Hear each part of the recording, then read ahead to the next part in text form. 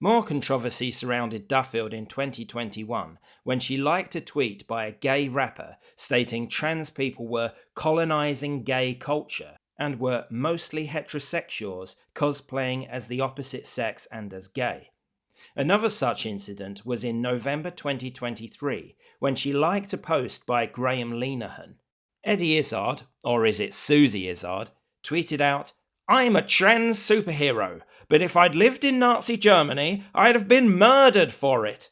This was typical self-aggrandizement from the gender-bending comic, who had just embarked on yet another doomed quest to be a Labour candidate.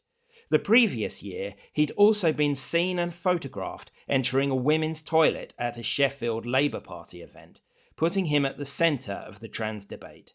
Linehan reposted the superhero post with the comment, "Ah yes, the Nazis, famously bigoted against straight white men with blonde hair." It's worth remembering that, like Izzard, Linehan is a comedian and makes these things called jokes. Father Jack ended up dressed in an SS uniform in one episode of Linehan's famous sitcom, but it doesn't mean the scriptwriter or anyone who laughed at it is a Nazi sympathiser.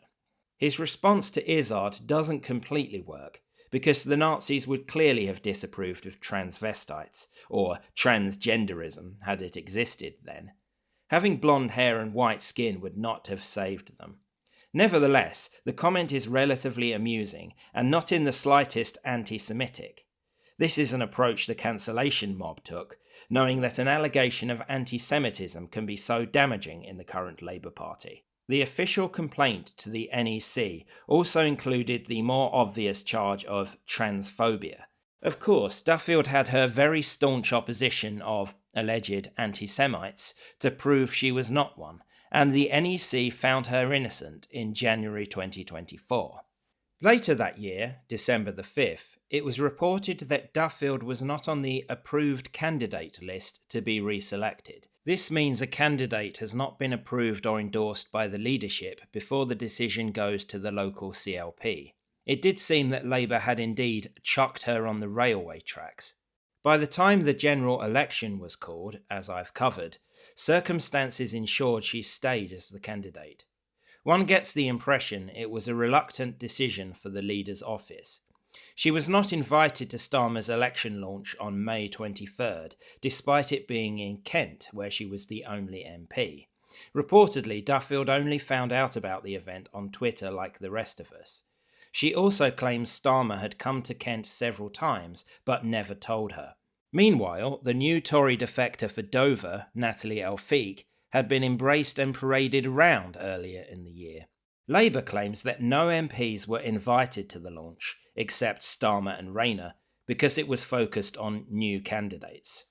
I believe the snub was deliberate. If not, it was certainly poor team management.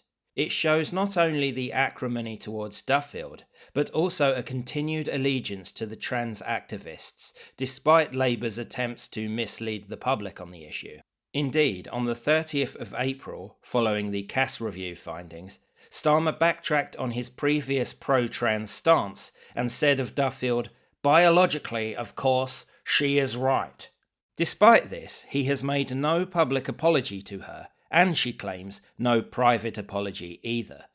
Starmer had finally said in 2023 that a woman was an adult human female, and after the election he U-turned on the self-ID policy he had pushed since 2021.